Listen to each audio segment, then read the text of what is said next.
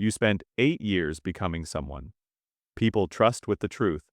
Then you discovered the person who hired you was the lie. This is not a story about corruption. It is a story about what happens to the person who finds it, and what finding it actually costs. Stage 1.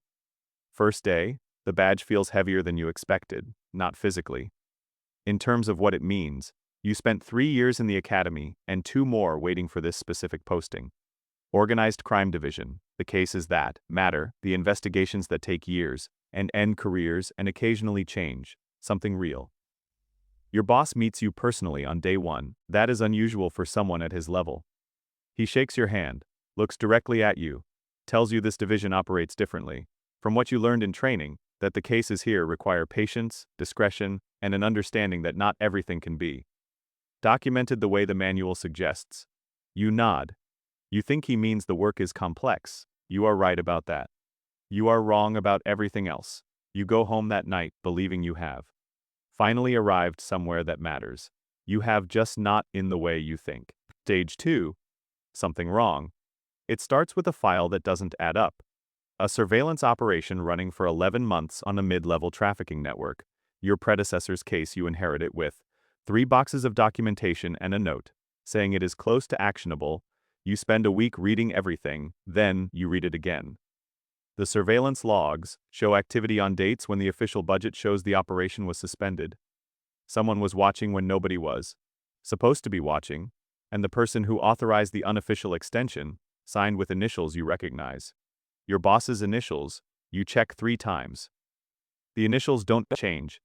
You tell yourself there is an explanation. Administrative overlap, a paperwork error.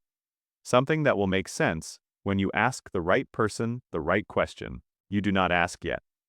Something stops you. An instinct. You don't have a name for yet, but will come to trust completely. You make a private copy of the discrepancy and say nothing. Stage 3, the pattern. 1 discrepancy is an error, 3 is a pattern. You find the second one inside a closed case from 14 months ago, a major arrest that received press coverage and a commendation for the division. You read the arrest report, then you read the evidence log. 2 key pieces of evidence listed in the report do not appear. In the evidence log, they were cited, they were never submitted. The case still resulted in conviction. The missing evidence was never challenged because the defendant took a plea deal. Nobody looked closely enough to notice what wasn't there. You find the third discrepancy the following week. A seized asset that was documented and then quietly removed from inventory 6 weeks. After the case closed, the removal authorized by 1 signature, same initials. Every time you stop using your work computer for personal research, you buy a separate phone with cash. You begin documenting everything you find in a format that exists nowhere connected to the agency network. You are no longer doing your job. You are doing a different job entirely. Stage 4, no doubt left. The source finds you, you don't find them. A name left on a piece of paper in your jacket pocket after a briefing. You don't know when it was placed there. You don't know who placed it. The name belongs to a former asset who worked with the division 3 years ago and then disappeared from all records without explanation. You find him through channels that have nothing to do with your official access. A coffee shop, a conversation that lasts 40 minutes and covers 11 years. He describes a system, not a single corrupt act, a system, cases selectively prosecuted, based on which targets had made arrangements, and which ones hadn't evidence managed to. Investigations steered away from certain networks that continued operating because they're continued. Operation serves someone's interests. He gives you 1 document. 11 years old, a payment record. 1 name at the bottom, you already know the name. You drive home in silence. You sit in your car outside your apartment for 22 minutes before going inside. There is no version of this that ends simply. Stage 5, completely alone. You cannot tell your colleagues. You spend 3 days trying to identify 1 person in the division you could trust with. What you know. You review every relationship carefully. Who was promoted under him? Who owes their career to decisions he made? Who has worked closely enough with him long enough to be either complicit or compromised without knowing it? The list of people you can safely approach reduces to 0. You consider going above him, his supervisor. Then you remember a conversation from your second week, a casual mention of a relationship between your boss and someone 2 levels above him. A friendship described as long-standing. You didn't think anything of it then. You think about it constantly. Now you eat lunch alone. You stop joining the division for end-of-week drinks. You answer questions about your work with enough detail to seem normal, and not enough to create a trail. You are performing normalcy 8 hours a day while building a case in the hours. Outside of it, the performance is exhausting in a way that has no name. Stage 6. They know. He calls you into his office on a Tuesday. Nothing unusual in the request routine. Case update. You have done this 14 times since joining the division. You sit across from him and answer questions about your current caseload with complete professionalism. Then he says something that is not about your current caseload. He mentions the closed case from 14 months ago. Casually, in the context of something else, uses a specific phrase about the evidence log that nobody would use unless they knew someone had been looking at the evidence log. You respond without changing your expression. You have been practicing that. The response is neutral, unremarkable. You ask a follow-up question about something unrelated, and he answers it, and the meeting ends normally. You walk back to your desk and sit down and open a file and stare at it for several minutes. Without reading anything on the page, he knows you have been looking, which means the time you have to finish. What you started is no longer measured in weeks. Stage 7, the proof. You need something that cannot be explained away. The documents you have are suggestive, individually deniable.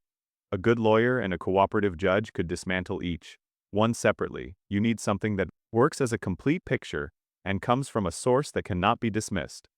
You spend 11 days building that picture. Bank records obtained through a contact who owes you something from a previous life. Phone records that establish a pattern of contact between your boss and 3 individuals whose names appear in cases that were mysteriously closed. A recorded conversation you obtain through a method you will not document because documenting it would raise questions you cannot answer cleanly. The picture that forms is not ambiguous. 11 years, systematic, protected from above, profitable enough to sustain a lifestyle that his official salary does not explain and that nobody who worked beside him ever thought to question. You compile everything into a single document, encrypted, stored in 3 separate locations that have no connection to your identity or your work. Then you make a decision about who receives it. Stage 8. No going back. You go outside the agency entirely. Not to the press. Not yet.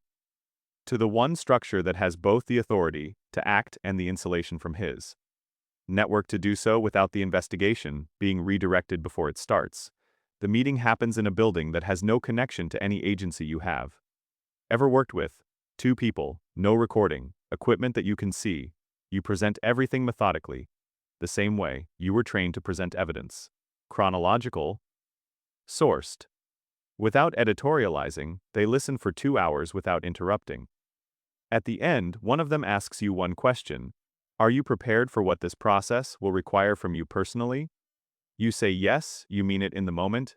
You do not yet fully understand what yes means. 3 days later, your boss is placed on administrative leave pending an investigation into financial irregularities.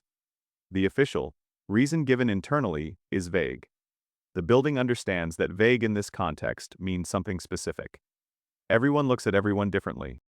Stage 9. It all comes out. The investigation takes 9 months. You are a cooperating witness. Your access to the division is suspended during the process. You sit in rooms answering questions about things you observed and documented and chose to act on.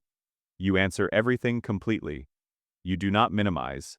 You do not elaborate beyond what is asked.